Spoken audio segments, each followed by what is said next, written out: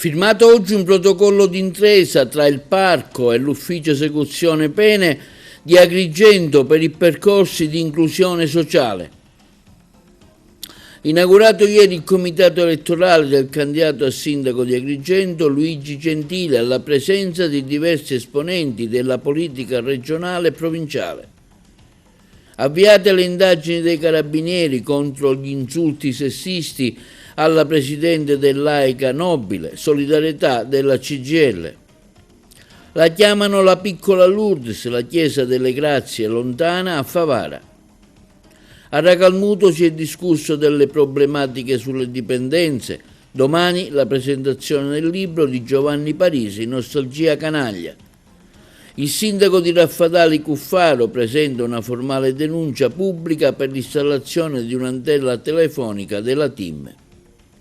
Si è insediato il nuovo Consiglio Nazionale dell'Ordine che vede tra i componenti l'ex presidente di Agrigento Rino Lamendola. Installata oggi la prima torre faro al campo Esseneto di Agrigento.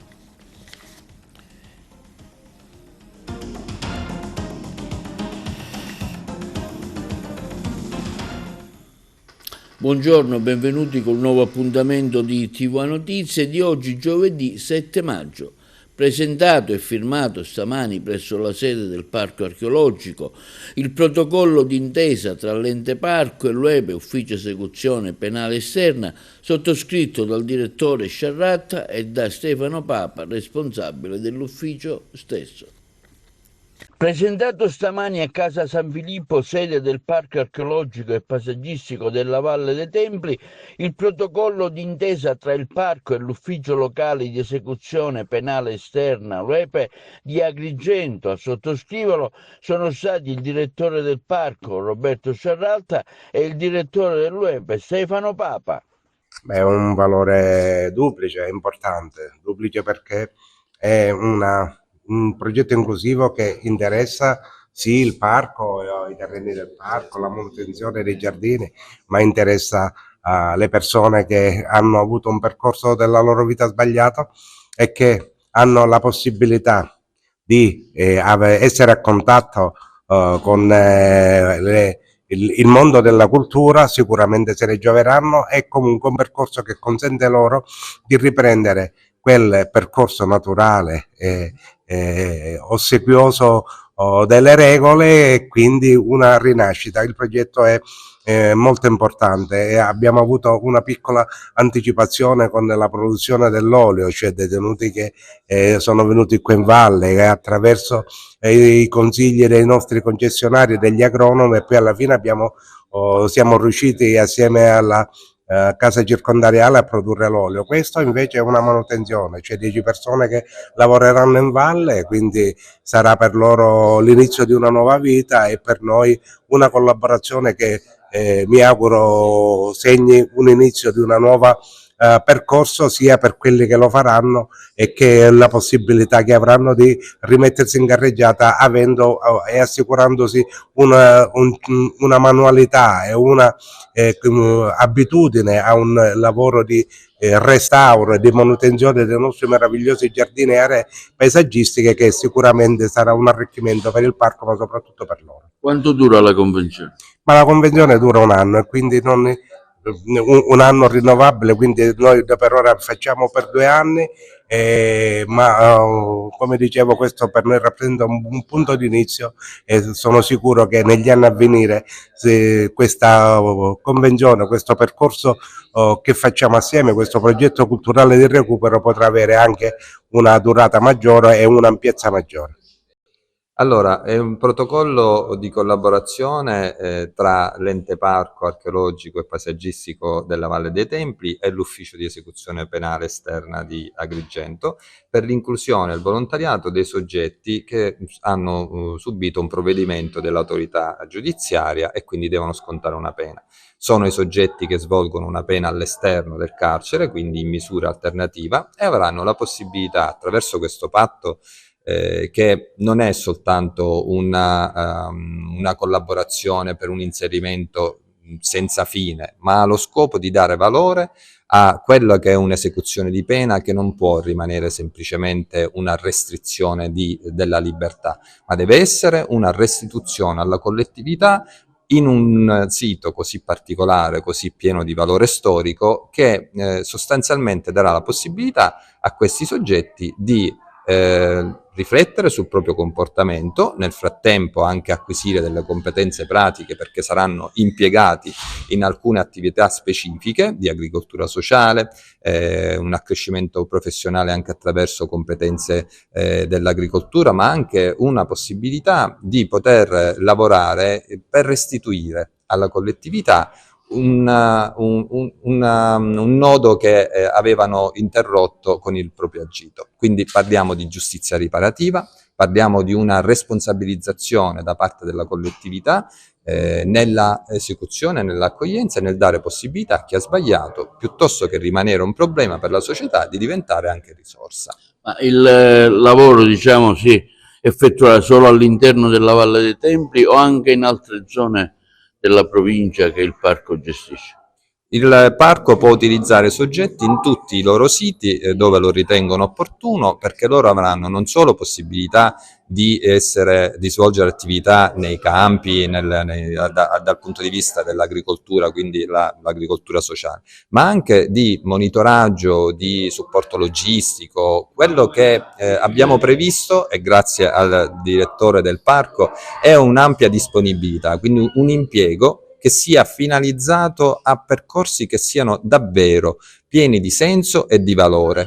Agrigento ha questo valore storico che guarda verso il passato. Noi con questo protocollo cerchiamo di far guardare al futuro anche coloro che magari oggi potrebbero pensare di non averlo.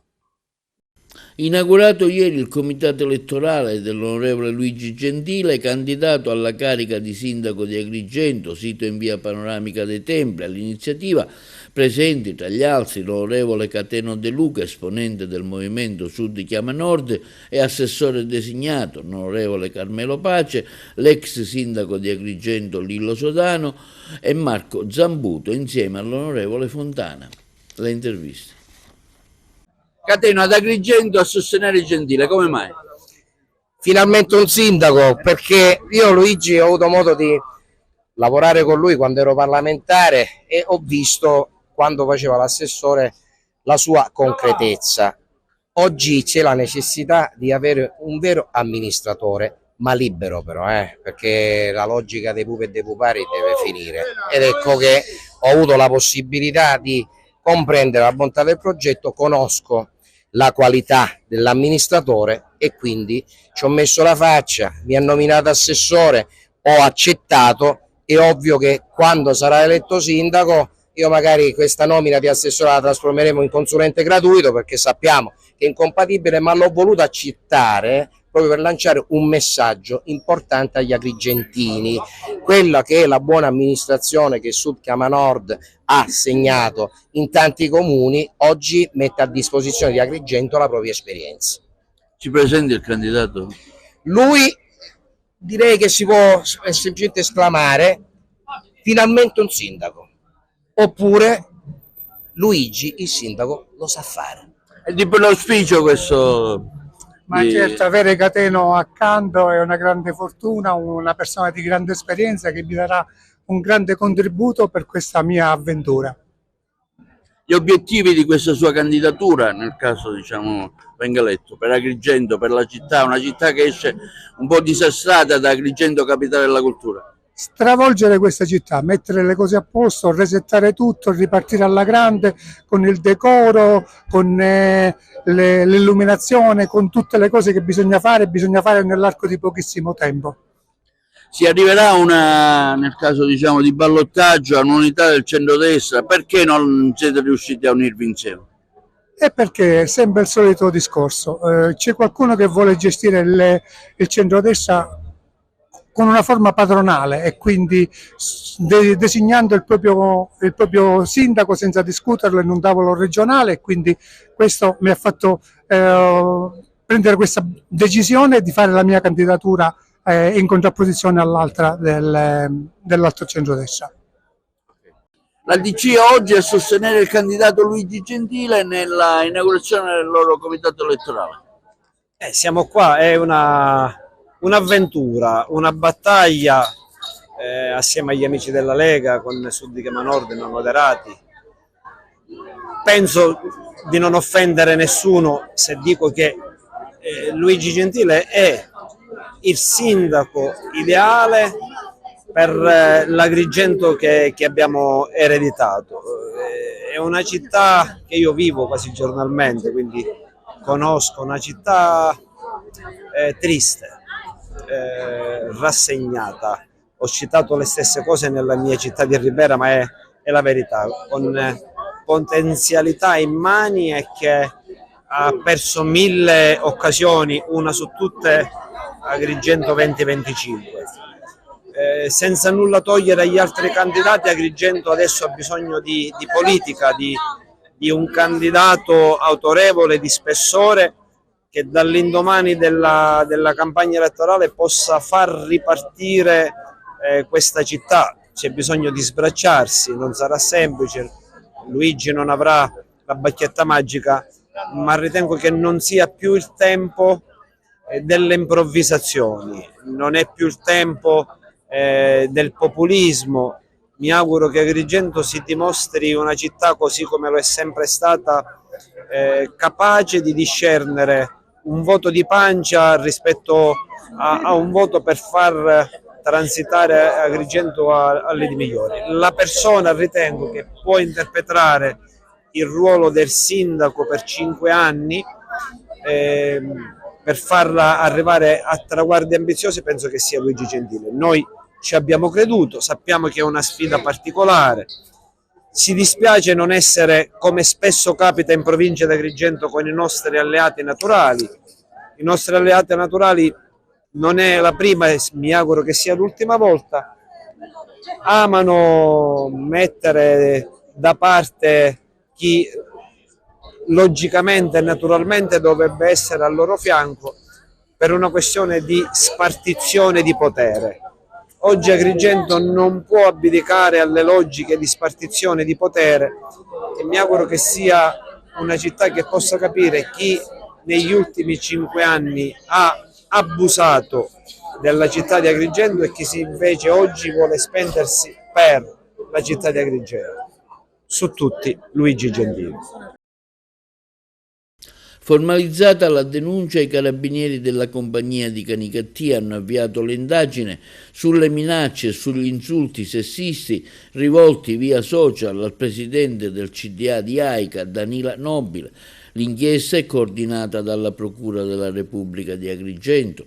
I militari stanno ricostruendo la brutta vicenda, identificando gli autori delle minacce. Nel frattempo, domani pomeriggio è fissata la seduta straordinaria e aperta del Consiglio Comunale di Canicattì, con all'ordine del giorno per l'appunto la crisi idrica e lo scontro tra il sindaco Corbo e l'AICA sulle nuove modalità del servizio autobotti. Sabato, infatti, entreranno in vigore le nuove disposizioni di AICA, ma allo stato attuale nessun autotrasportatore convenzionato ha aderito al nuovo elenco.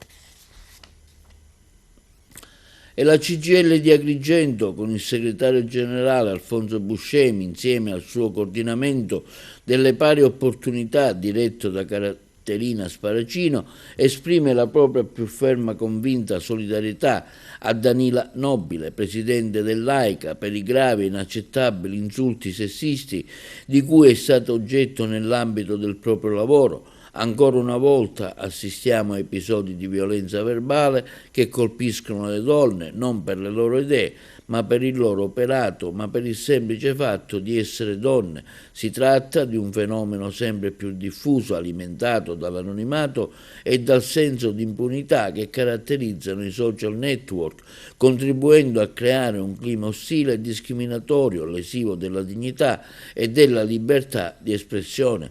Riteniamo pertanto, afferma la CGIL, fondamentale e coraggiosa la scelta della Presidente Nobile di denunciare questi attacchi alle forze dell'ordine. La chiamano la piccola Lourdes e si trova a Favara, è la chiesa della Grazia Lontana. l'ha visitata per noi la collega Margherita Trupiano.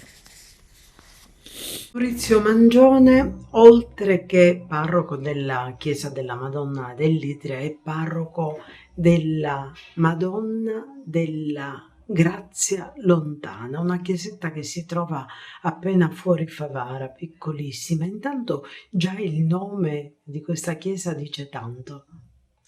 Questa chiesa viene così chiamata dai favaresi come Grazia Lontana proprio perché siamo all'uscita della città di Favara, ma c'è una grande devozione, la gente invoca Maria con il titolo Madonna delle Grazie. A me, quando il vescovo mi assegnò la chiesa dell'Itria e quindi come parroco gestisco anche questa piccola chiesetta fuori paese, venendo a fare l'atto di affidamento alla Madonna, perché tutti mi parlarono ed ero curioso proprio di venire, mi colpì guardando la Madonna che è diversa da tutte le altre statue, e mi spiego meglio. Mi colpì vedere il bambinello con il capo poggiato sul petto della madre, ma la sua manina si aggrappa al pollice della Madonna, e mi colpì questo atto di tenerezza, di affidamento di Gesù bambino nei confronti della Madonna. Il popolo favarese fa così, veramente è un popolo che si lascia prendere dalle mani della Madonna e si abbandona con fede a questa tenera mamma che viene invocata. In questi giorni che sono qua alla Grazia Lontana, perché siamo tutta la giornata aperti, dalla mattina, dalle 7:30 già, essendoci le scuole qui vicino, c'è un pellegrinaggio di bambini, di ragazzi, di mamme che accompagnano i figli, ma per tutta la giornata è così. Dicevo, è un continuo ascoltare gente che invoca la Madonna per avere dei figli, chi vive situazioni di separazioni dalla coppia, chi ha un tumore. Proprio oggi noi pregheremo e stiamo pregando per gli ammalati oncologici. Abbiamo voluto dedicare una giornata di adorazione già da stamattina dalle 9 che abbiamo messo Gesù esposto, e stasera nella messa daremo anche l'unzione degli infermi agli ammalati e pregheremo anche per le famiglie che assistono i propri cari che vivono la situazione con la realtà della malattia. È bello vedere questa gente devota, è bello vedere questa gente che vive affidandosi alla Madonna, e il mese di maggio è proprio questo, riconoscere Maria come questa madre tenerissima che ci vuole portare a Gesù. E oggi il mondo ha bisogno veramente di ritornare a Gesù, perché più ci allontaniamo da Lui e più ci rendiamo conto di quanta cattiveria emerge fuori. Se ognuno di noi porterà il suo cuore a questa tenera madre, credo che le cose potranno migliorare. E noi chiediamo veramente in questo momento particolare della storia che ci sia la pace nel mondo, che ci sia la pace nelle famiglie e anche la pace nei nostri cuori. Don Maurizio, una cosa, questa chiesa è aperta durante il mese di maggio, come diceva, tutto il giorno, però anche nel corso dell'altro periodo in cui è chiusa voi trovate testimonianze di presenze quotidiane che vengono anche a chiesa chiusa a chiedere grazie e a pregare. Sì, qui ogni mattina dietro i cancelli troviamo ceri che vengono accesi, troviamo fiori, troviamo dei fiocchi per chi ha partorito un bambino o una bambina, e quindi vengono a portare oggetti devozionali qui alla Madonnina. È una Madonna che attira, e credo che una mamma veramente vuole questo, vuole che i suoi figli ritornino a lei. La Madonna accoglie tutti, e il popolo favarese, mi sto rendendo conto che veramente è legato a questa chiesetta, è una calamita che attira, ma più che calamita è la Madonna che richiama i figli al suo figlio Gesù. E presso la Fondazione Leonardo Sciascia di Racalmuto si è svolto l'evento dibattito sul tema Oltre l'impulsività e il rischio della dipendenza, organizzato dal Comune di Racalmuto, l'associazione Carusi, ideato e condotto da Gianluca Mattina, che ha relazionato e coordinato i lavori con le sue dirette testimonianze. Le interviste. Dottoressa, come prevenire le dipendenze e come poi successivamente poterle fronteggiare?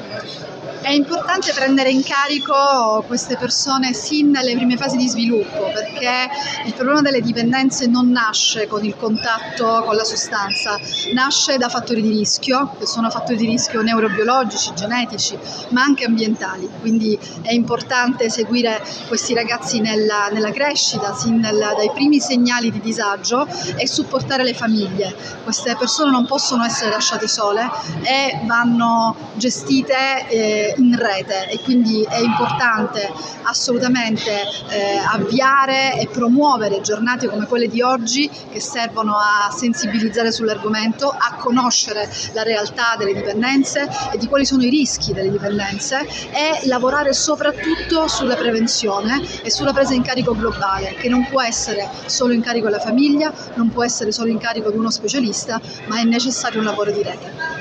Nel 2026 quali sono i risultati?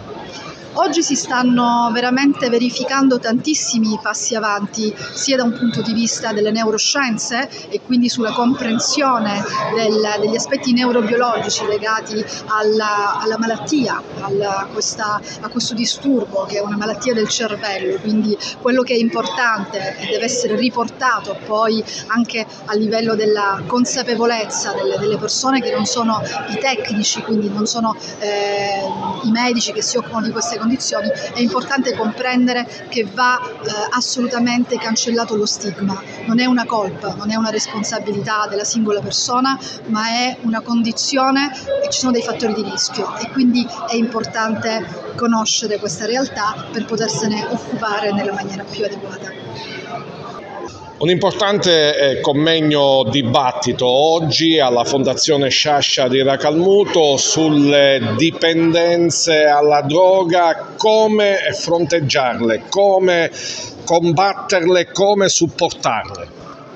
Sono delle domande complicate che lei mi fa, a cui è difficile rispondere in poche parole. Io lavoro per il servizio pubblico delle dipendenze, sono direttore delle dipendenze della provincia di Siracusa. Quello che consiglio è affidarsi agli esperti in qualche maniera e cercare di capire. Le famiglie devono essere a conoscenza che ci sono delle condizioni che comunque predispongono allo sviluppo delle dipendenze da sostanze, soprattutto in questo momento che in Sicilia e in tutta Italia siamo in presenza di un'epidemia di consumo di crack, ovvero cocaina fumata, che ha un effetto molto veloce e induce una dipendenza rapida e inarrestabile. Per cui essere informati su questo argomento, conoscere bene la correlazione che c'è fra le dipendenze e i disturbi del neurosviluppo, che è l'argomento di cui parleremo assieme alla dottoressa Figura, consente alle famiglie di proteggersi e di fare sì che i propri figli riducano la probabilità di essere affetti da queste problematiche. Sindaco, alla Fondazione Sciascia un importante incontro dibattito sulle dipendenze alla droga, certamente una tematica quanto mai attuale, si cerca di fronteggiarla, di combatterla, alla presenza anche oggi di esperti. Assolutamente sì, e dobbiamo ringraziare anche Gianluca Mattina, che è stato il promotore di questa iniziativa, che noi come amministrazione comunale abbiamo raccolto assolutamente con grande entusiasmo e grande interesse, perché la tematica è di grandissima attualità in tutti i paesi, Racalmuto compresa. Quindi noi un momento di riflessione con degli esperti qui alla Fondazione, alla presenza di tanti giovani, di studenti, delle scuole e dei professori, è certamente un momento importante che può portare non soltanto a una riflessione, ma soprattutto anche a ipotizzare alcune iniziative che noi come amministrazione comunale saremmo ben lieti di accogliere e di sostenere. Siamo qui presenti con gli assessori, siamo qui presenti convinti che la strada da percorrere in un momento così delicato è quella del dialogo, dell'approfondimento, dello studio, delle proposte, perché dobbiamo far sì che i giovani si avvicinino a queste tematiche che riflettano su queste tematiche, sui danni che possono causare, per cercare di andare avanti verso una società più inclusiva, più disponibile, più dialogante, perché le tentazioni sono davvero molte. Quindi sentiremo con attenzione anche i relatori che sono degli esperti e siamo pronti ad accettare eventuali proposte ed iniziative. Nostalgia canaglia, questo è il titolo del libro scritto da Giovanni Parisi, che presenterà ufficialmente domani alle ore 18 presso la Galleria A4 in via Bentivegna, una traversa di via Atenea. Colloquieranno con l'autore Paolo Cilona, Giandomenico Vivacqua e Nuccio Dispenza. Lo abbiamo intervistato. Giovanni Parisi, parliamo di questo libro Nostalgia canaglia che lei presenterà domani pomeriggio con diversi ospiti qualificati. Ecco, ce ne parli. Sì, insieme al dottor Celona, Vivacqua, Giandomenico Vivacqua e il giornalista RAI Nuccio Dispenza, presenteremo nella Galleria A4 in via Atenea, la traversa via Atenea, via Bentivegna, questo libro che ho scritto quest'estate e che ho già pubblicato e messo in vendita. Devo dire che sto ottenendo un successo inaspettato, perché già più di 150 copie sono state acquistate e per Agrigento, che è una città che non è una città dove si legge tanto, ritengo che ho centrato veramente l'obiettivo. Cosa descrivi in questo libro? Il libro è una sorta di Amarcord, cioè tanti ricordi che io conservo e che ho accumulato da ragazzino nel mio percorso di vita. Ho conosciuto centinaia di personaggi e tra tutti questi personaggi che ho conosciuto ho messo tanti personaggi pittoreschi, tanti personaggi volti noti, tanti artisti, tante persone che si sono distinte, ognuno nel loro ambito, e tanti racconti di episodi avvenuti negli anni 60-70 che ritengo il periodo più bello di Agrigento. Ecco, tra tutti gli episodi, se ce ne citi uno che particolarmente, hai scritto. Ma tra tutti preferisco invece citare un personaggio. Il personaggio era una signora muta, anziana, tutta vestita di nero, con 2 veli in testa, molto povera, che frequentava la chiesa, la parrocchia dell'Immacolata. E all'epoca c'era una brutta abitudine, quella di bullizzare le persone deboli. Allora, siccome questa era muta, molti ragazzini la bullizzavano. E a me mi veniva molta pena, devo dire la verità. Io avevo meno di 10 anni e mi faceva molta tenerezza. Andando poi verso casa di mia nonna e salendo alla via Camezi, ho visto dove abitava, e sta signora, che era molto povera, abitava in uno scantinato, in un gatoio, all'epoca le chiamavamo gatoio, molto buio. Io, con la mia curiosità, col mio carattere molto impudente, e ripeto, poi tutti gli episodi scritti là sono descritti da un bambino impudente di 10 anni. Sono entrato in quella stanza, in quella casa, e ho visto sta signora là dentro, sola, in compagnia di una ventina di colombi, proprio, mi sono meravigliato. Questo personaggio, a distanza di tanti anni, l'ho rivisto in un film molto noto, Mamma, ho perso l'aereo 2, dove si vedeva una signora che stava in compagnia delle colombe. Ecco, io ho fatto questa associazione e alla fine dico, tutti i personaggi che io ho descritto in fondo sono poi personaggi universali che si possono incontrare anche in altre città, non solo d'Italia ma nel mondo. Linea alla regia per la pubblicità. E la CISL, Funzione Pubblica di Agrigento, esprime profonda soddisfazione per l'approvazione della delibera di giunta con la quale il Comune di Licata ha ufficializzato l'incremento orario da 30 a 34 ore settimanali per 138 dipendenti part-time. Si tratta di un provvedimento atteso che segna un passo decisivo verso la stabilizzazione definitiva e la piena dignità lavorativa del personale del Comune.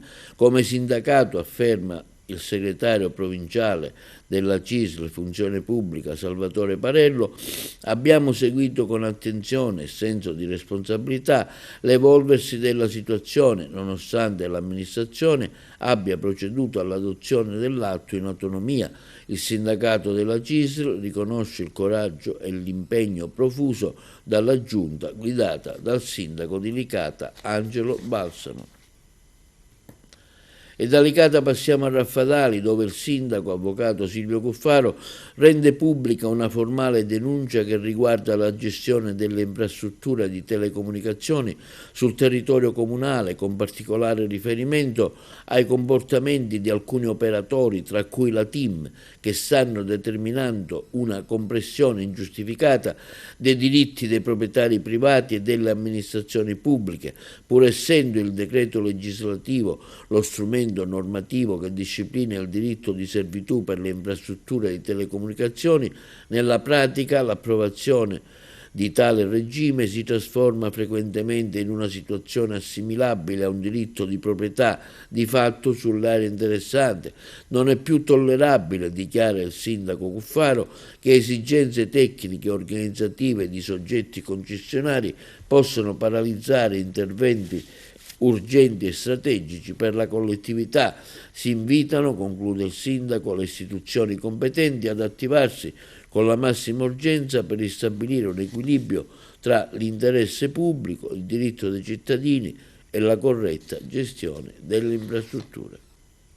E nella seduta di ieri si è ufficialmente insediato il nuovo Consiglio Nazionale degli Architetti per il quinquennio 2026-2031. L'Assemblea ha eletto Alessandro Pancia alla carica di Presidente nazionale. Ai vertici della nuova governance nazionale figura l'architetto agrigentino Rino Lamendola, già Presidente dell'Ordine di Agrigento, eletto Vicepresidente.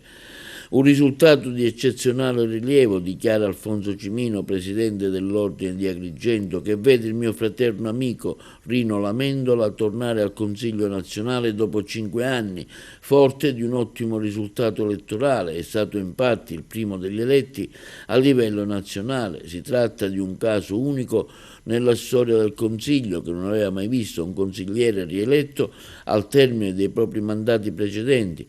È grande la soddisfazione degli architetti agrigentini per il riconoscimento della sua professionalità e del suo impegno. Sono certo che questo ruolo di grande prestigio porterà grandi risultati al nostro mondo degli architetti e alla nostra provincia, lavorando insieme ogni giorno. E si è svolto oggi lo sciopero del personale degli istituti tecnici contro la riforma annunciata dal Ministro. Docenti, personale ATE e dirigenti hanno contestato il rischio di tagli alla didattica e agli organici, chiedendo il ritiro del provvedimento. Hanno seguito l'evento i colleghi di Palermo.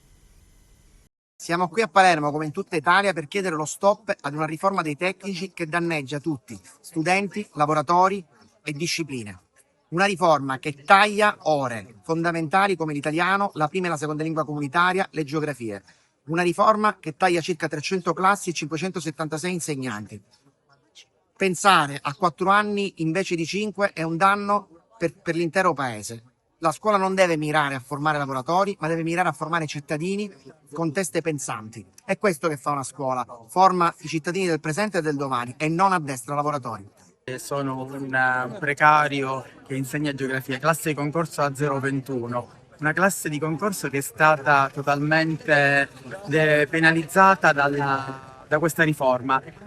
Perderemo il 66% delle cattedre e il 66% delle ore di geografia e conseguentemente diverse cattedre. Io ad esempio sono precario idoneo al concorso 2020 e lavoro ormai da 6 anni. L'anno prossimo probabilmente non avrò più questa opportunità perché questa riforma ha tagliato totalmente le cattedre e soprattutto la formazione geografica italiana è a repentaglio, perché i ragazzi perderanno queste competenze geografiche. Ritengo che la riforma 4+2 degli studi tecnici sia una riforma che non faccia altro che spalancare le porte dei nostri istituti alle aziende. Sono proprio le parole del ministro Valditara a dircelo. L'intento è quello di far perire la nostra formazione culturale e critica, che dovrebbe passare proprio all'interno delle nostre scuole, in favore degli interessi del settore produttivo nazionale. Siamo qui in piazza per affermare che tutto ciò non è possibile. Vogliamo uno stop alla riforma e un momento di confronto condiviso tra studenti e docenti e il ministro dell'istruzione Giuseppe Valditara.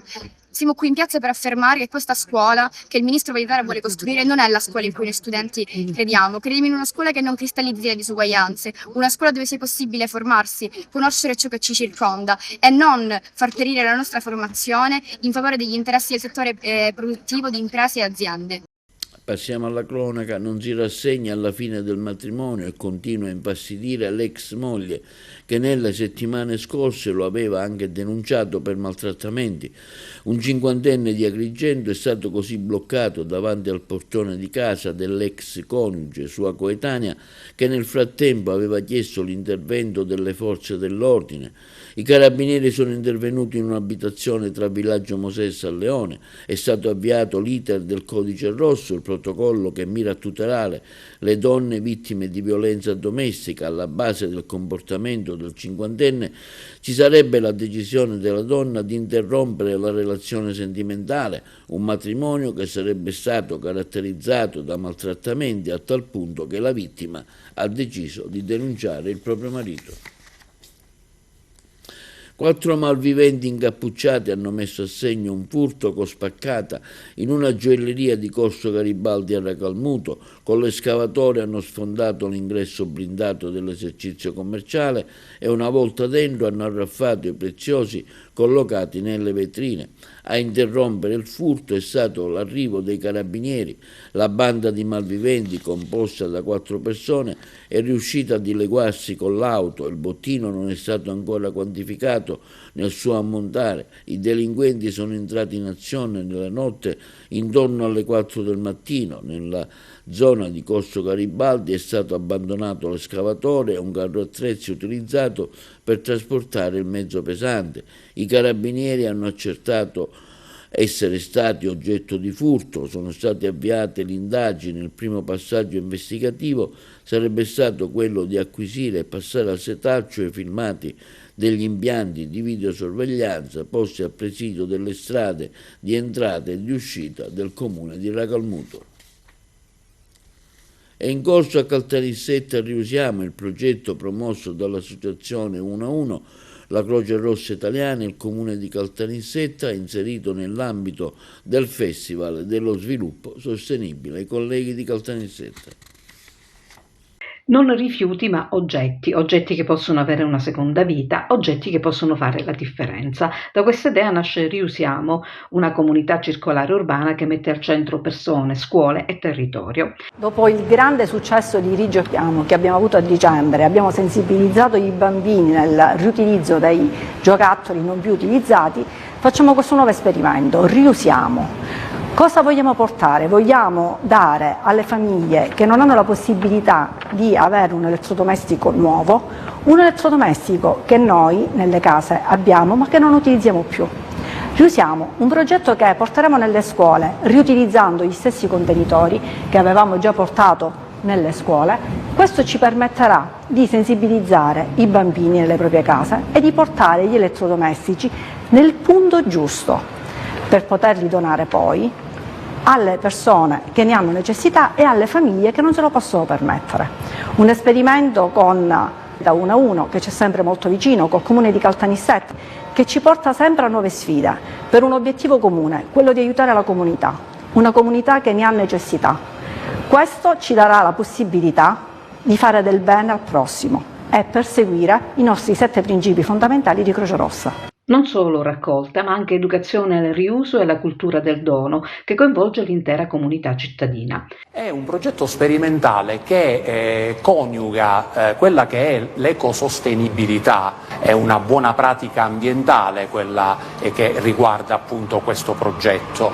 Dall'altro anche certamente l'educazione diciamo alle tematiche ambientali, tanto che sono coinvolte le scuole e quindi le nuove generazioni, e poi la solidarietà, perché i beni, gli oggetti che possono essere riutilizzati verranno donati, per il tramite della Croce Rossa verranno donati, e quindi c'è anche questo aspetto di non poco conto. Per quanto riguarda l'assessorato che mi concerne, che è appunto l'assessorato all'ambiente, questo progetto è in linea certamente con quelli che sono gli obiettivi di Agenda 2030, e in linea certamente con quella che è l'indirizzo politico di questo assessorato e di tutta l'amministrazione comunale. Quindi che ben vengano queste iniziative, e devo ringraziare la Croce Rossa per essere così presente e così vicina alla città di Caltanissetta. Presentato il Teatro Segesta Festival 2026 al Museo Salinas. Siamo giunti alla quinta edizione, è un festival che avviene in un momento di guerra, diciamo che non sono riuscito mai ad avere questo festival in un momento di pace. Sono molti gli spettacoli che parleranno di guerra, che purtroppo è l'argomento principale di questi giorni. È un festival che comprende 30 spettacoli, 30 rappresentazioni tra musica, teatro e danza. Come sempre sono felice di comunicare alla stampa che il nostro festival è uno dei 10 festival multidisciplinari più premiati dal Ministero. Siamo contenti di aver raggiunto questo traguardo.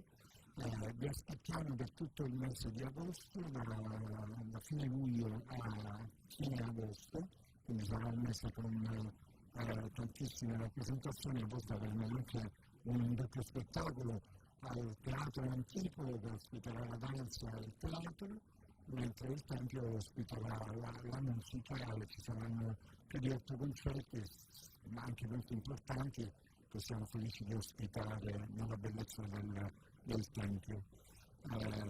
Tanti nomi e tanti artisti di livello nazionale, da Magno Gadia, Manuela Kusterman, Nella Costa, Maddalena Crippa, sono nomi davvero importanti, diretti anche da registi importanti come Serena Sinigalia, Alberto Lachini ed altri. Abbiamo anche tantissima musica. Chiuderà il festival il concerto degli Avion Travel, che ritornano insieme con i loro maggiori successi. Lo aprirà un bellissimo concerto di Carroccia su Battisti, che si intitola Emozioni, mentre il teatro verrà aperto il 29 luglio con Nella Costa, che presenterà Lysistrata di Aristofane. Venite, vi aspettiamo, sono felice di accogliervi a Sovesta. La salutiamo con una frase di Apollinario. Dobbiamo tornare ad accendere le stelle, ecco lo taglio che verranno dato quest'anno a questa nuova stagione del Sogesta Festival è quello di riaccendere le stelle sul nostro prato, sul nostro tempio, su questo territorio meraviglioso con occasioni uniche. Un fragore di pace, un'atmosfera di pace contro l'arcipelago mondiale in guerra. Noi ci mettiamo il nostro piccolo contributo in questa occasione, è una cosa alla quale teniamo molto, che è già iniziata l'anno scorso con un'attenzione speciale verso tutti quelli che sono messaggi che ci devono portare alla pace. In questo momento così terribile per tutto l'equilibrio mondiale che è ineffassabile, la bellezza, l'arte, la cultura, il teatro, la danza, la musica, credo che sia uno strumento importantissimo che non possiamo trascurare. Alzata la prima torre faro allo stadio Seneto di Agrigento, ce ne parla Carmelo Lentini. Ecco le prime immagini della gru che si trova in via Scavo, una via adiacente tra la curva sud e il palazzetto Pippo Nicosia. È in azione per l'innalzamento e la pose delle torri faro. L'evento è iniziato questa mattina molto presto e che prevede la chiusura momentanea anche della strada. Dopo questa prima fase si passerà alla successiva che prevede l'innalzamento di tutte le torri, ma questa è la prima. I tifosi sono in festa per questa nuova notizia che riguarda appunto l'innalzamento delle torri faro allo Stadio Senato. E grande è la soddisfazione espressa dagli addetti ai lavori dalla società, con in testa gli stessi tifosi che naso all'insù hanno seguito l'evento storico. E a Palermo, a Villa Niscemi, la conferenza stampa dell'evento che celebra la tradizione automobilistica siciliana tra storia, cultura e passione, motori d'epoca, la rievocazione storica del Giro di Sicilia. I colleghi di Palermo.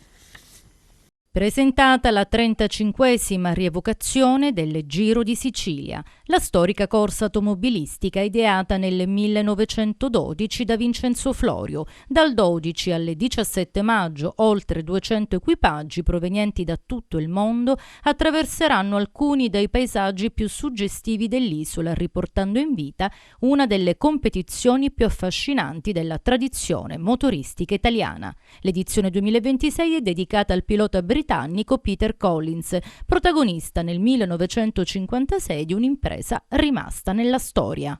È una novità che stiamo portando avanti appunto per far sì che l'auto storica, che è un mezzo, un viaggiante non inquinante, perché siamo stati attaccati diverse volte dall'Europa che queste macchine inquinano, allora abbiamo dimostrato che una prospettiva del motorismo storico, se vuole, non inquina. Il Museo Motori partecipa alla giornata di presentazione del Giro di Sicilia che vedrà protagonista la Flaminia GT Zagato dell'ASI.